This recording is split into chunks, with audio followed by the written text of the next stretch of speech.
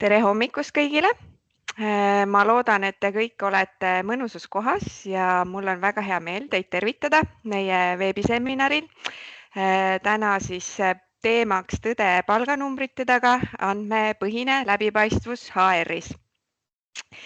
Mina olen Eeva Abram, mina olen Oiksio Digitalis ärianalüütika ärisuuna juht ja minul on au teiega kohtuda ühelt poolt siin täna ja juhatada sisse ka see veebiseminar. Et võib-olla alustuseks niisugune väikene lugu, et praegu on väga-väga paljude klientidega olnud jutuks, et kas tehisintellekt varsti teeb meie töö ära. Ja kui nüüd mõelda tänase webinari kontekstis, et siis oleks vast paslik vastata, et kui tehisintellekt suudab selgitada, miks kaks inimest sama ametinimetusega saavad väga erinevat palka, siis on juhid kindlasti ühe juhtimisülesande lahendanud. Aga kuni see päev kätte jõuab, peame me selle tõe esmalt ise üles leidma ja kui tuleb see päev, et AI tuleb seda ülesannet lahendama, siis me oleme piisavalt juba teadlikud, et hinnata, kas see AI räägib ka õiget juttu. Nii, aga siis meie tänase ajakava ja agenda juurde. Et kõigepealt ma siis räägin paar sõna sellest, kes me üldse oleme, mis on Oiksio ja kes on Oiksio Digital, mis me teeme ja siis läheme juba täpsemalt teemasse.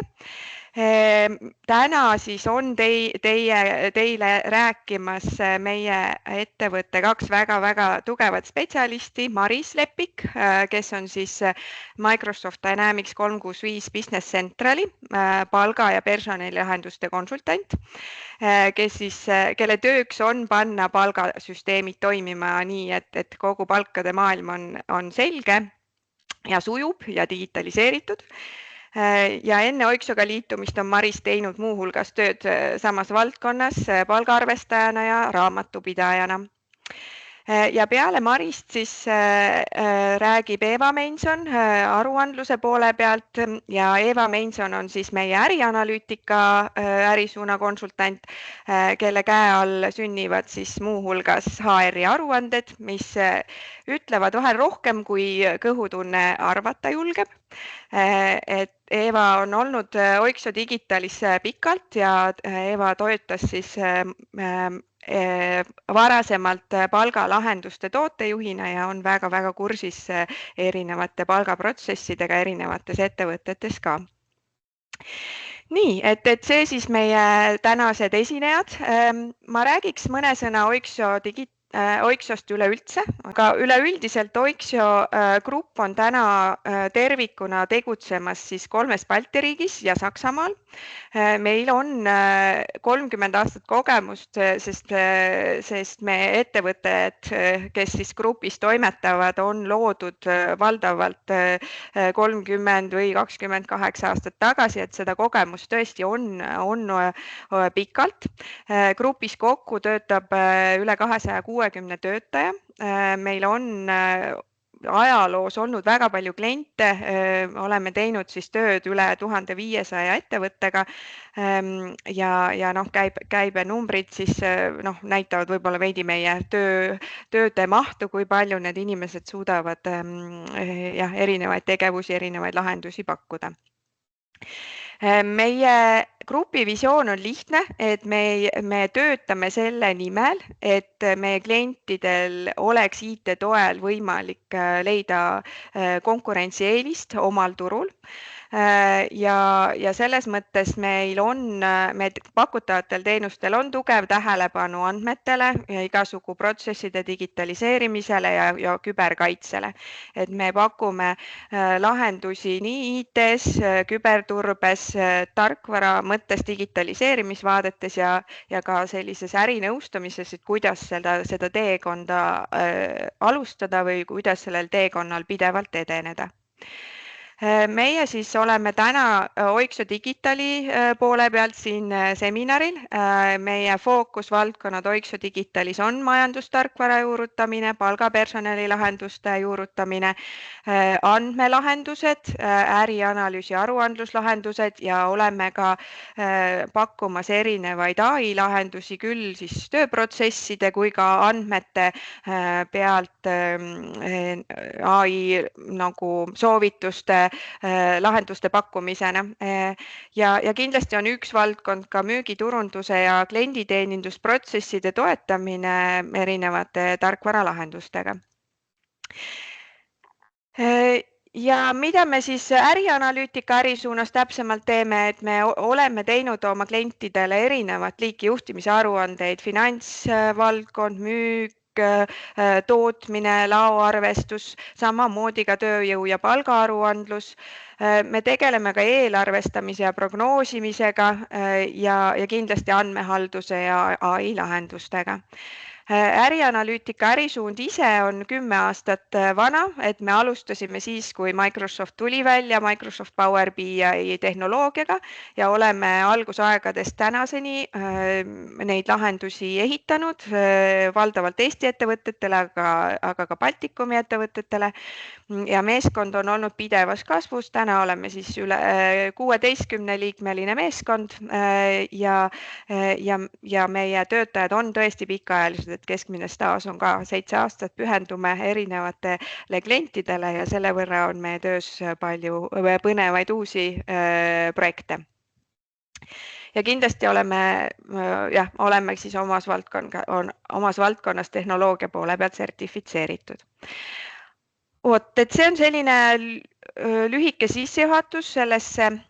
Üks mõte oli veel, millest jagada, et mõned kliendinimed, et referentsiks siis kellega me oleme koostööd teinud, et kes on meid usaldanud ja kellega me oleme pikka aega siis erinevaid lahendusi teinud, et siin siis mõned kliendinimed. Aga sellega ma oma sissejuhatuse lõpetaks ja annaks sõna Marisele. Maris siis räägib juba täpsemalt palkade läbipaistvuse direktiivist ja milleks siis valmis olla. Palun, Maris. Aitäh, Eeva, sulle selle toreda sissejuhatuse eest ja kuna sa mind juba tegelikult tutvustasid ka, et siis ma eraldi ennast tegelikult tutvustama rohkem ei hakkagi. Aga mina räägingi siis rohkem sellist üldist juttu natuke sellest läbipaistvuse direktiivist üldse, et kes kui palju sellest juba tõenäoliselt kuulnud on, aga see on praegu hästi aktuaalne teema. Ja tegelikult ongi see, et nüüd hakkavadki need personali ja palgaandmed muutuva ettevõtte jaoks edaspidi veelgi olulisemaks ja just selle palga läbipaistvuse direktiivi vaates. Aga kui seda teemat vaadata ettevõtte seisukohast, siis tegelikult ega see palga läbipaistvus ei tähendagi ainult lihtsalt seda uut regulatsiooni. See tegelikult tähendab seda, et tasustamise loogika, palgaandmed ja tegelikult nende analüüs peavad olema varasemast lihtsalt palju selgemad. Kui nüüd küsida, et mida see palga läbipaistvus tegelikult on, siis mina tõmbaksin siia nagu selge võrdusmärgi, et see tegelikult ongi selge tasustamise loogika. Et hetkel räägitakse nagu ma ütlesingi, hästi palju sellest ja see võib-olla tekitab ka ettevõttes selliseid palju küsimusi ja sageli võib-olla nähaksegi sellest lihtsalt sellist, see on jälle üks uus kohustus, mis meile peale pannakse ja personalosakonnale kindlasti on suur halduskoormus, aga tegelikult selle mõju on palju laiem. Ja mis ma alguses kohe välja tooks ka selle, et mida see direktiiv ei tähenda. See ei tähenda seda, et kõikide töötajate individuaalsed palgad hakkavad muutuma avalikuks. Ei. See on täielik müüt. Aga see tegelikult tähendab küll seda, lihtsalt seda suuremat läbipaistvust selles, kuidas see tasustamise süsteem toimib, mismoodi tasu kujuneb, milliste põhimõtete alusel palgaotsuseid tehakse ja kuidas võimalikke palgaerinevusi põhjendatakse. Ja seda kõike tuleb siis vaadata soolises lõikes, et see ongi see direktiivi kõige tähtsam osa. Siis mis oluline muudatus puudutab ka tegelikult värbamist, et edaspidi kandidaadil peab olema võimalik saada info oma palgavahemiku kohta juba enne esimest tööintervjuud. Lihtsamalt tähendab see seda, et ettevõttel peab edaspidi olema värbamisprotsess veel rohkem läbi mõeldud. Kui oma ettevõtte värbamisprotsessi peale praegu mõtlete, kas oskate nendele järgnevatele küsimustele vastata, mis ma teie käest nagu küsin? Kuidas kujuneb tasuvahemik uuele ametikohale? Millal ja kuidas seda kandidaadile näidatakse? Kõige levinum viis on töökuulutuses palgavahemiku väljatoomine, aga kindlasti on ettevõtteid, kes seda ei soovi. Aga siis tuleb välja mõeldagi, kuidas värbamisprotsessis teha nii, et kandidaadile tuleb info ikkagi enne esimest vestlust, sest see peab olema nõue, et kandidaat tegelikult võib sellest vestlusest loobuda, kui ta saab selle palgainfo teada. Ja üks oluline küsimus on ka see, kas värbaja või juht oskab selgitada vestlusel praegu, mida see palgavahemik tähendab. Kes hakkab saama töötasu alumist otsa ja kes ülemist. Kui te toote välja palgavahemiku ja ütlete sellele kandidaadile, et sina saad seda alumist otsa nüüd, siis kas oskate põhjendada, aga miks, kui ta küsib, et aga miks mina seda ülemist ei saa või kuidas ma sinna ülemisele tasemele üldse jõuan? Et need on põhilised küsimused värbamises. Siis edasi, et töötajatel on õigus küsida tasustamise kohta võrdlusinfot.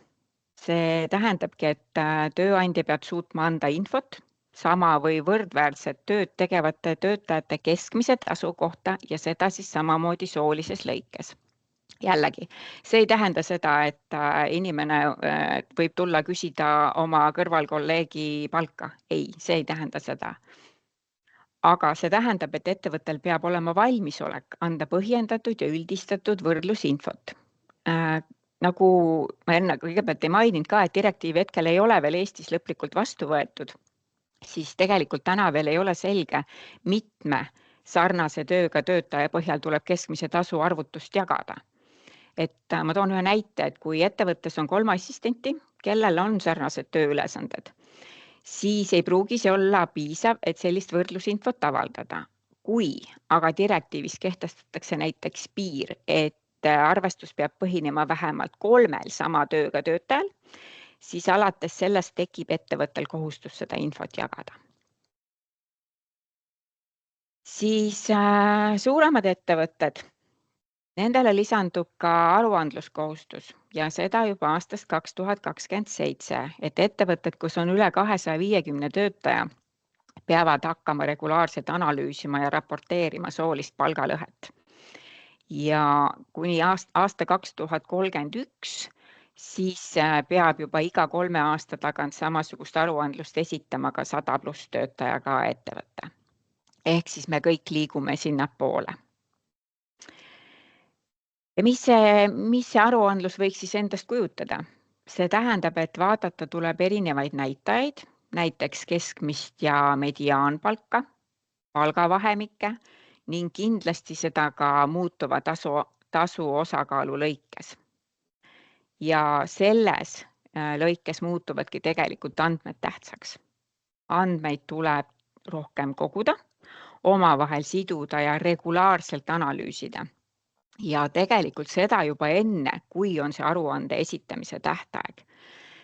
Sest siis tulevad nähtavale kõrvalkalded juba varem, mitte alles siis, kui sa aruandle oled ära esitanud ja siis sa näed, oi jumal, mis meil seal tegelikult selle numbri taga on. Et mina soovitan selle asjaga tegeleda kindlasti juba varem. Ja siin ma võib-olla ütlekski ühe küsimuse, et kas te suudate täna selgelt põhjendada, kuidas teie ettevõttes palk kujuneb?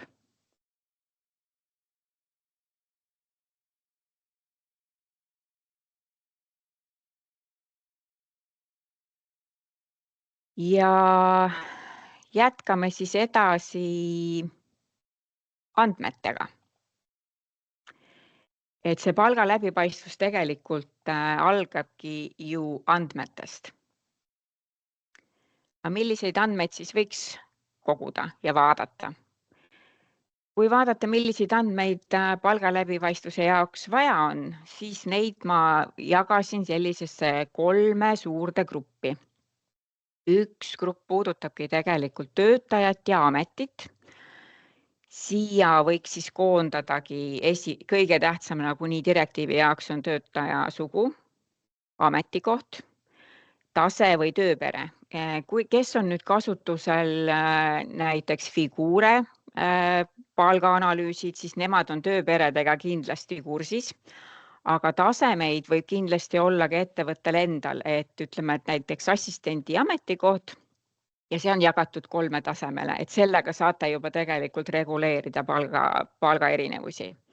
Siis kindlasti töökoormus ja kui vaadata nüüd analüüsi vaates, siis see peab kõik olema alati taandatud täistööajal, et me võime rääkida siin 0,2–0,5 koormusega töötajad, aga neid ei saa niisama kohe võrrelda kindlasti sama ametipositsiooniga, kes töötab täiskoormusega.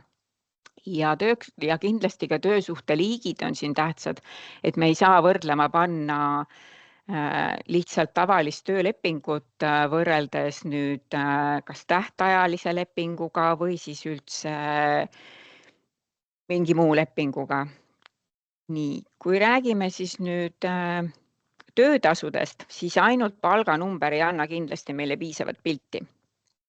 Et ettevõte peabki aru saama, kes töötab samal ametikohal, kes teeb võrreldava väärtusega tööd ja millises struktuuris need ametid paiknevad.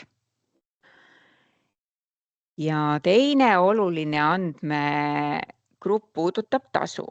Siin on oluline rõhutada, et vaadata ei tohi ainult põhipalka. Et arvesse lähevad ka muutuvad tasud, boonused, preemiad, tulemustasud ning muud rahaliselt mõõdetavad hüved või soodustused. Et palga läbipaistvuse vaates tulebki kogu tasustamissüsteemi hinnata tervikuna, mitte ainult selliste üksikute komponentide kaupa. Siis 3. ametigrupp puudutab palga erinevuste põhjendusi, et ettevõte peabki suutma selgelt sõnastada, millised tegurid võivad tasu mõjutada, näiteks ametikoha keerukus, vastutus, kogemus, oskused, staaž või tulemused. Oluline on, et need põhjendused oleksid selgelt järjepidevad ja kindlasti sooneutraalsed. Ja kui ettevõte neid andmeid juba kogub, siis tasub küsida ka seda, et kas need andmed on päriselt sellisel kujul olemas, et nende põhjal saab teha usaldusväärseid järeldusi. Sest tihti ei olegi küsimus ainult selles, et kas andmed on olemas, vaid pigem selles, kas nad on võrreldavad, analüüsitavad ja piisavalt kvaliteetsed, et nende põhjal tegelikult otsuseid teha. Küsimus ongi see teile ka, mida võiksite siin meile vastata, et kas teie andmed võimaldavad praegu hetkel õiglast palgavõrdlust?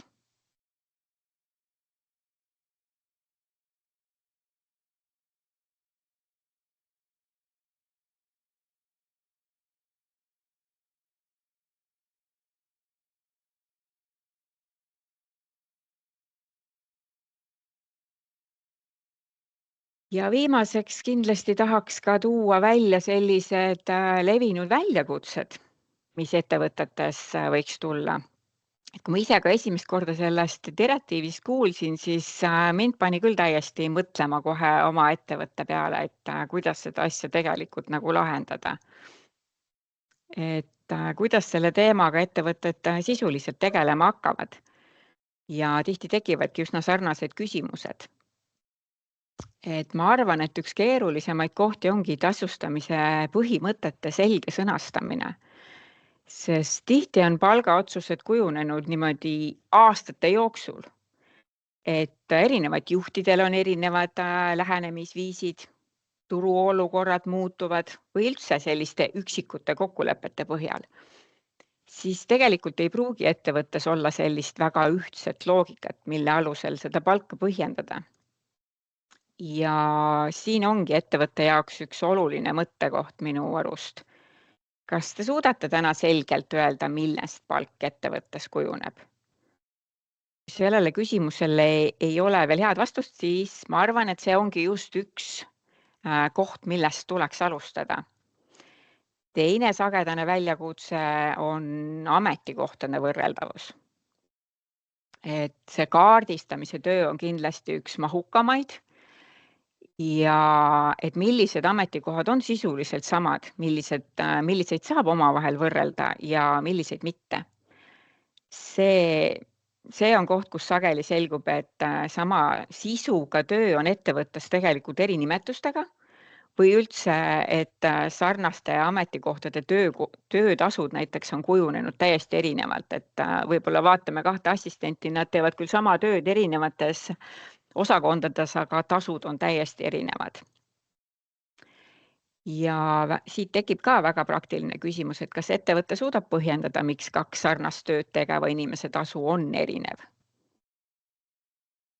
Ja kindlasti üks väljakutset on see, et tasustamist ei vaadata alati sellise tervikliku komplektina.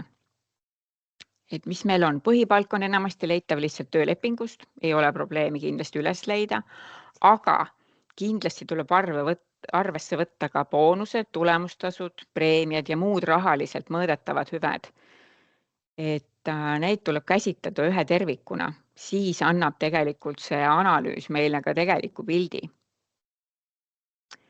Siis nagu ma eelneval pool ka mainisin, ma arvan, et paljudes ettevõtetes hakkab küsimusi tekitama kogu värbamisprotsess, et läbi tuleb mõelda kindlasti, kuidas näeb välja tasu kujunemise protsess selle uue töötaja puhul, millal seda palgavahemiku kandidaadil näidatakse ja kuidas selgitatakse, mille alusel kandidaat paigutab vahemiku ühte või teise ossa.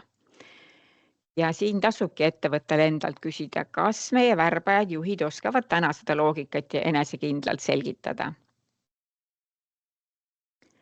Siis ka sageli ei ole küsimus ainult selles, et kas andmed on olemas, vaid selles, kas need on piisavalt korrastatud, võrreldavad ja analüüsitavad.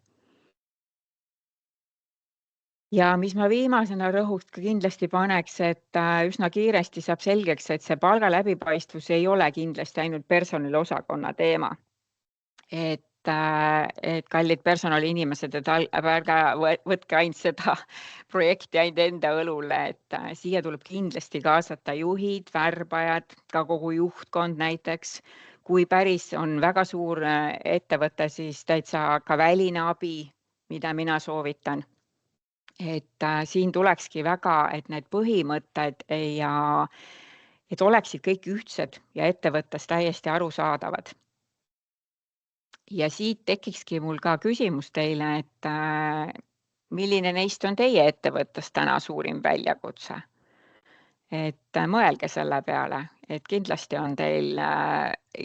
on teil protsesse, mis vajaksid muutmist või parandamist. Ja kokkuvõtteks ma ütleksingi, et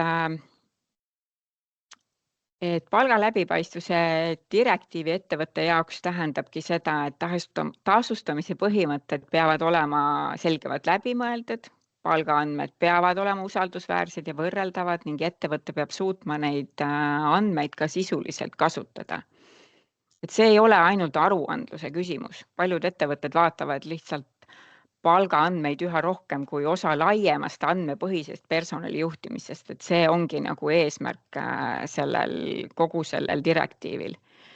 Ja mina ütleksin, et siin tulebki mängu selline analüütika ja Power BI lahendused, mis aitavad neid palgaandmeid koondada, analüüsida ja visualiseerida. Et järgmises osas näitamegi juba täpsemalt, kuidas palgaandmeid saab siduda Power BI vaadetega ja milliseid analüüse see võimaldab teha. Et ma annaksingi sõna Eevale. Minu nimi on siis Eeva ja olen ärianalüütika konsultant ja võib-olla siin teine Eeva, meil on siin mitu Eevat, tegi juba kerge sissejuhatus, aga natuke paar sõna minu taustast ka. Ehk olen siis Oiksas töötanud juba päris pikka aega, 20 aastat ja seda küll põhiliselt siis palgapersonali tarkvara valdkonnas, nii konsultandina, tootejuhina, arendajana, Baltikumi tootejuhina ja et need kogemusi on päris laialt. Aga tegelikult üks asi, mida me siis minu meelest kunagi päris lahendada ei suuda, seal tarkvaras on personalivaldkonna aruandlus. Et lõpuks, kui me siis sellega tegeleme, siis see lõpeb ikka mingite Exceli eksportidega, et siis saavad neid andmeid välja ja siis seal keerutavad ja pööritavad nii nagu tahavad. Ja kui siis üritame neid personaliaruandeid ikkagi tarkvarasse sisse tuua, loome siis aruanded, et töötajad ühtepidi, töötajad selle lõikes, teise lõikes, siis tuleb välja, et tegelikult on neid vaja veel 3. ja 4. asja lõikes ja ikkagi see nimekiri ei ole kunagi piisav. Et minu meelest see personali aruandlus ongi nagu äärmiselt raskesti lahendatavas staatilise aruandena. Ja kui ma siis nägin, kuidas meil siin ärianalüütika meeskonnas Power BI-ga lahendusi tehakse, siis mulle tundus, et vot selle asjaga me saamegi selle asja ära lahendatud. Ja nüüd ma siis olengi siin siis viimased aastad sellega tegelenud ja võtnud siis oma südameasjaks siis HR-arvunduse edendamise siin ärianalüütika vahenditega. Ja mida me siis teinud oleme siis oma poolt pannud kokku sellise ettevalmistatud aruannete komplekti või templiitide komplekti, mida siis saab kliendi andmetega ühendada ja selle tulemusena siis sellise kiire eduelamuse, et saate siis korraga kätte kõik need põhivaated, mida siis personal jälgib, et vaadata töötajate arvu, voolavust, kes tulevad, kes lähevad, puhkuseid, tervisekontrolle ja siis ka palgaarvestusi, ehk siis saame neid teenitud tasusid siin vaadata igasuguste asjade lõikes. Ja sellest, millest me siis täna räägime, ehk siis palgavõrdlusest ja ka palgalõhe aruandlusel oleme lahendusi teinud. Ja meie missioon ongi siis, et kõik need andmed, nagu Maris rääkis, on teil tegelikult ju täna kõik olemas, et paneme need lugelevad andmed tööle ja vaatame, mis sealt välja paistab. Mõned näited ka siia, et mis meil siis täna juba olemas on, ehk näiteks siin on siis töötajate arvuvaade, kus me siis saame vaadata, liikuda ajas edasi-tagasi, vaadata siis, kuidas see töötajate arv on muutunud, palju meil täna inimesi on, grupeerida neid erinevate tunnuste lõikes, vanus, staaž, ametid, osakonnad või siis filtreerida juba välja mingi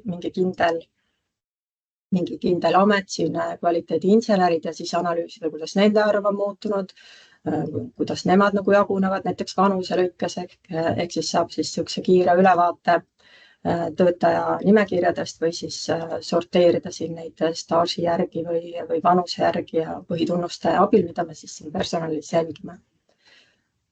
Siis ka sellised KPI vaated ehk siis näiteks voolavus, mis on siis üks põhiline personali võtmenäitaja, mida jälgitakse, et kui meil on siin jällegi juba pikalt andmeid kogunenud tarkvaras, võime siin vaadata näiteks juba üle aastate, et kuidas meie voolavus on siin näiteks 2023 ilusti allapoole liikunud ja siis jälle hakanud tõusma. Et saab siis ka üle aastate erinevate perioodide teha ja vaadata jällegi seda voolavust erinevate osakondade, üksuste lõikes ja nii edasi. Või siis ka sellised kalendaarsed vaated, näiteks puhkused, et suvi on lähenemas, et tahame siin vaadata, et kuidas inimeste puhkused siin osakonna kaupa, mingi ameti kaupa, kuidas nad kattuvad, kas inimesed asendavad üksteist, kes on olemas või kui siis need haigused jooksevad siin tarkvarasse kohe sisse, et siis näeme, et võime ka vaadata, et kas inimene on kohal üldse või puudub. Või siis ka vaadata ühe inimese kohta tervet kalendaarset vaadet siin. Ja ka palga osas saame siin väga hästi Power BI-s teha selliseid igasuguste koondada neid arvestatud palku siin näiteks osakondade, äriüksuste lõikes väga lihtsasti. Või siis juba ka detailselt vaadata inimese kaupa, et minna ka detailideni välja, et neid võimalusi on väga lihtsaid. Et see on siis selline kiire ülevaade siis meie sellisest ärianalüütikas lahenduvast personaliaruannete paketist. Aga meie tänane teema on siis palkade läbipaistvus ja palgalõhe, millest Maris siin enne lähemalt rääkis. Ja nagu me siis teame, et siis tegelikult me ei teagi, milliseid andmeid siin suurettevõtted siis täpselt peavad esitama hakkama. Ehk täna me ei räägi sellest, et meil oleks siin olemas selline valmis aruanne, mida riigile esitada, et tegelikult need pole vist veel täpselt selgunudki, aga mida me saame rääkida on selleks, et kuidas selleks valmistuda, et kuidas saada ülevaade, milline meil täna on palgasüsteem, kuidas inimesed on koheldud, kas nad on võrdselt koheldud, kas samal ametikohal, samal ametitasemel saavad inimesed, on võrdselt, saavad palka või on seal suured erinevused, mis on meie keskmine palk ja siis ka kui on kasutusel klassifikaator, et täna me vaatamegi näidet, kui meil on Figure klassifikaator kasutusel juba, et saame siis ka selle alusel võrdlusi teha. Ja samuti siis ka palgalõhe aruannet vaadata, et seda ma vaataks näiteks siis otse meie näidiskeskkonnast, report äpist, et vaatame, kas see tuleb siia ette. Nii, ehk mul on siis lahti siis meie report äpi keskkond ja siin on siis kohe palgavõrdluse aruanne ees.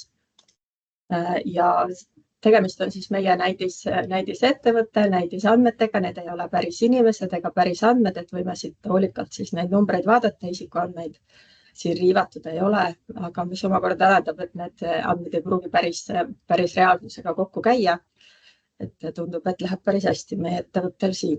Aga jah, ühesõnaga siis tegemist on siis palgavõrdluse aruandega, nagu Maris enne rääkis, et esimene asi on see, et me saaksime siis kõigepealt palku omavahel võrrelda, peavad nad võrreldavaks muutma. Ehk kui me räägime siin teenitud palkadest, et kui keegi on töötab poole kohaga, keegi töötab täiskohaga, siis need palgad ei saagi omavahel, need ei saa võrrelda. Samamoodi juhul, kui keegi näiteks oli haiguslehel pool kuud või tuli poole kuu pealt, ka tema selle kuu teenitud palk ei ole võrreldav selle inimesega, kes töötas täiskuu.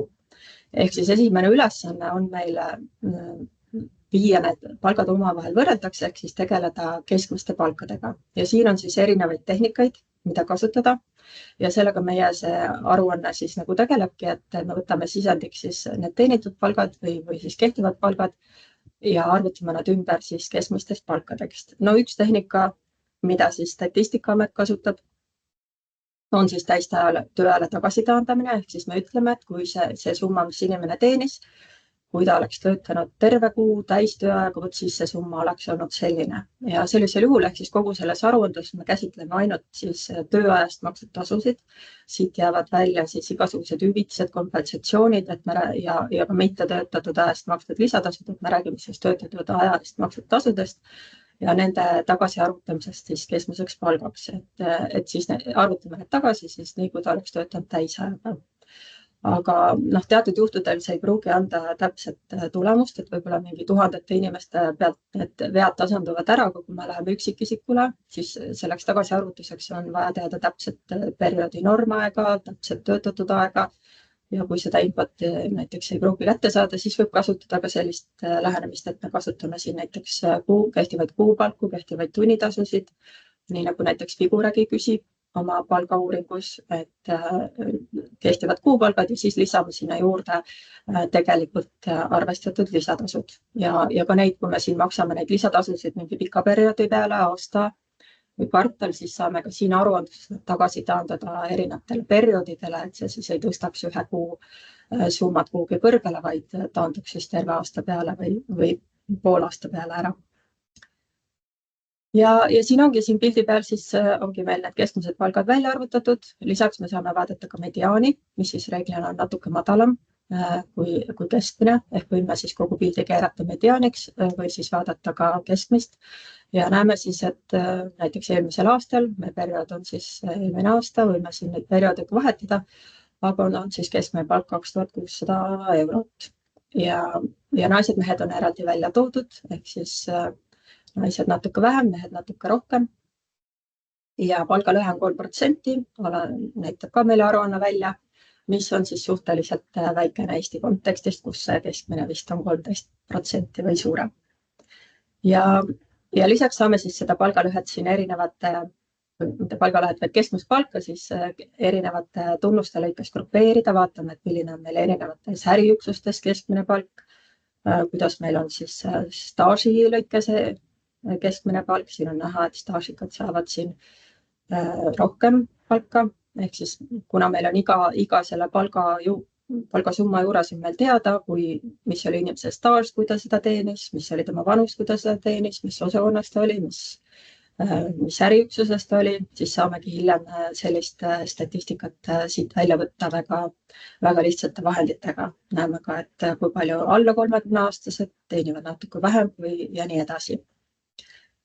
Ja lisaks saame minna ka siis inimese põhiseks, et võtame siis saame inimese peale, saame siis vaadata, et nüüd see valitud inimene jookseb meil selle oranžiga ja ettevõtte keskmine on siin mustaga, et kuidas siis tema palk siin suhestub siis ettevõtte keskmisse palka ja saame siis ka eraldi juba vaadata, et palju tal siis oli see keskmine või see põhipalga keskmine osa ja palju siis neid boonuseid juurde on makstud. Ja saame siit ka siis öelda, et kas me võtame kaasa ka näiteks aastaboonused, kvartaalsed boonused, ehk siis erakorralised või siis tegeleme ainult korraliste palkadega. Aga see siis ei ole veel kõik, eks ju. Et kui meil on kasutusel klassifikaator, antud näites on siis sisse toodud Figure klassifikaator, et meie inimesed on siin seotud Figure tööperedega, tööperede tasemetega, siis me võime seda vaadata juba klassifikaatori põhiselt. Ja see klassifikaator ei pea olema Figure, aga ütleme, et antud näites ta on. Ja keerame siis oma pildi näiteks hoopis siis Figure tööperede põhiseks, et meil on siis sellised tööpered ja nende tasemed täna kasutusel ja võime siis võrrelda nüüd palju siis meile see keskmine palk selles tööperes on ja panna siia juurde juba siis Figure poolt antud turukeskmise. Näiteks, et meil on siis... Ja. Ma korra katkestan, ma siit vestlusest loen, et sinu esitlus ei ole näha. See on küll tehniliselt väga huvitav, aga et kuidas ei ole, et siin nagu kõik peaks olema korras, aga küsiks üle, et kas on näha seda graafikutega aruannet? Okei, et siin on 2 inimest kirjutanud, et on must ekraan, aga rääkijat ei näe. Ja esitlust jätkuvalt ei näe 2 minutit tagasi, aga siit nagu tulevad pöidlad, et justkui on näha ikka. Et ju see siis võis olla kellegi oma arvuti või internetiühendusega seotud probleem. Okei, aga siis vabandust, et ma katkestasin, Eeva, lähme siis edasi.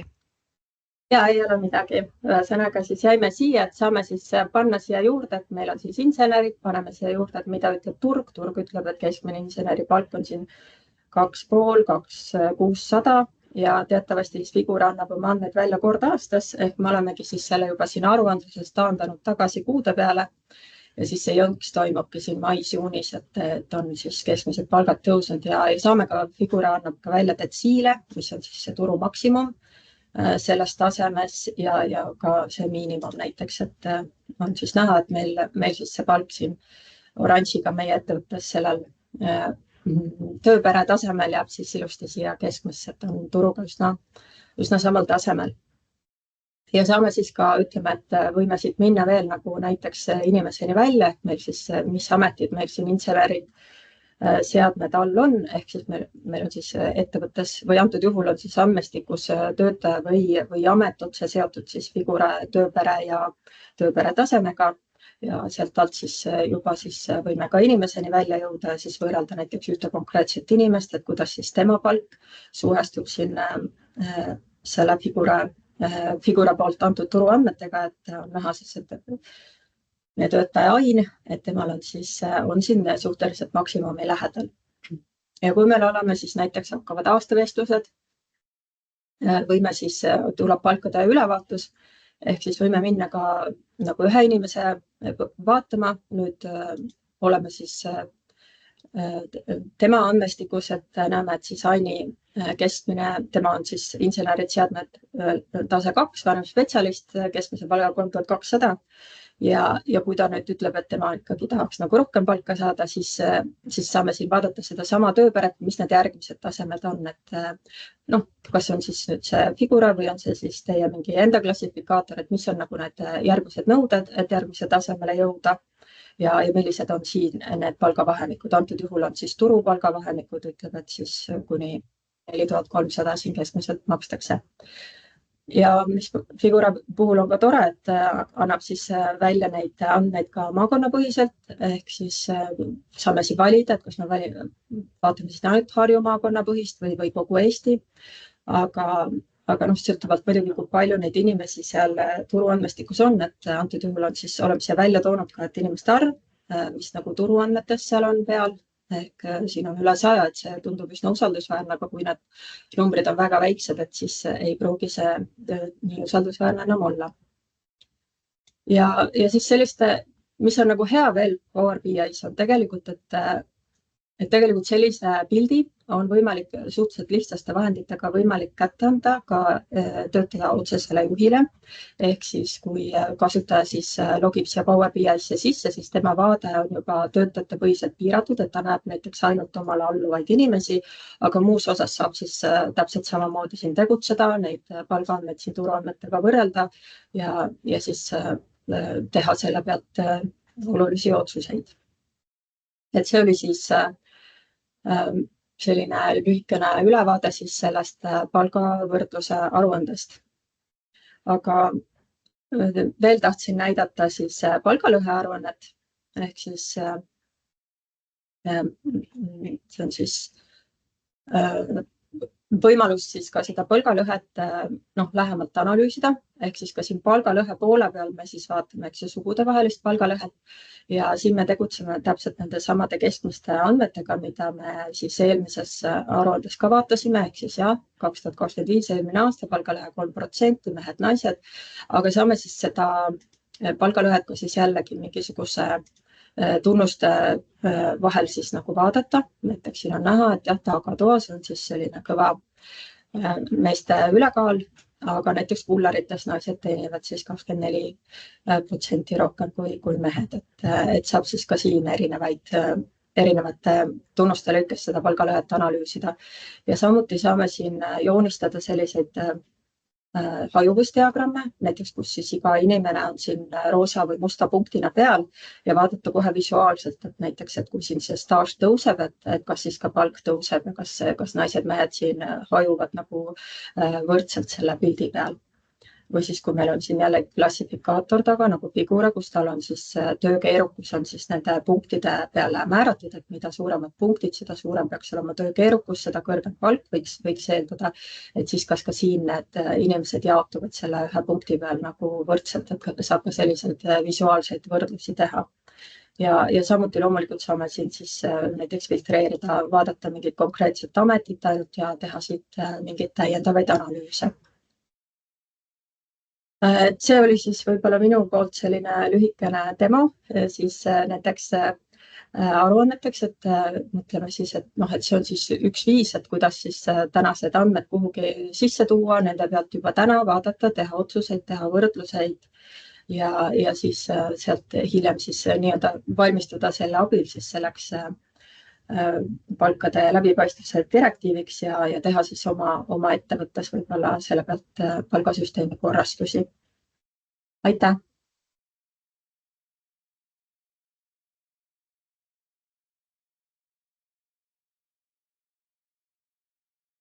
Nii, ma korra veel küsin, kas on küsimusi veel meie esinejatele? Et siin chatis on võimalus oma küsimus kirjalikult esitada, et me oleme siin mõne minuti, et kribage ja nendele, kellel on kõik hästi ja küsimusi ei ole, et ühelt poolt, kui see teema ja need näited kõnetasid ja soovite täpsemalt oma ettevõtte kontekstis juba mõelda või arutleda, kuidas see kasutusele võtta, siis võtke meiega kindlasti ühendust ja vaatame täpsemalt edasi. Ja kui mitte, siis praegu soovin head päeva jätku nendele, kes soovivad lahkuda. Üks küsimus on siin tulnud, kuidas Figur andmed jõuavad BI-sse? ja et selles mõttes, et see on väga õige küsimus, et kuidas nad siis jõuavad, ega Figura päris avalikult neid andmeid välja ei anna. Aga kui te olete siis Figura palgauuringu klient, siis te saate alati tagasi selle turu tagasiside Exceli kujul ja sealt me saame siis need andmed importida juba siia aruandlusmudelisse, et me loeme sealt samast Excelist neid andmeid.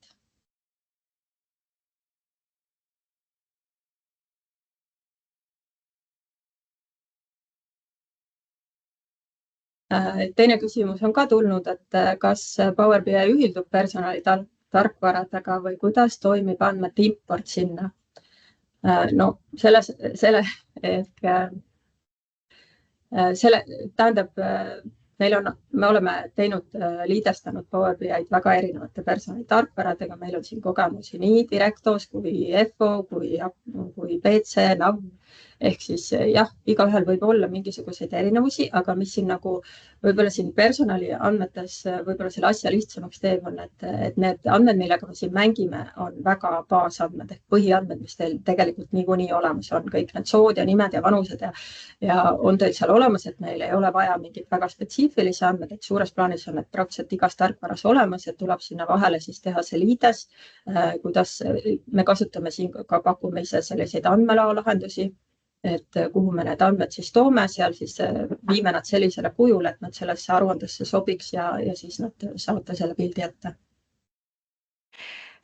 Ja lõpetuseks siis ütlengi aitäh kõigile kuulajatele ja nagu ma siin korra juba ütlesin, kirjutage, andke märku, kui teil on huvi teemas süvitsi minna ja teie ettevõtte andmete ja aruandluse osas rääkida. Väga hea meelega vastame tekkinud küsimustele ja jagame, kuidas meie teie väljakutseid lahendaks. Aitäh kõigile ja ilusat päeva jätku!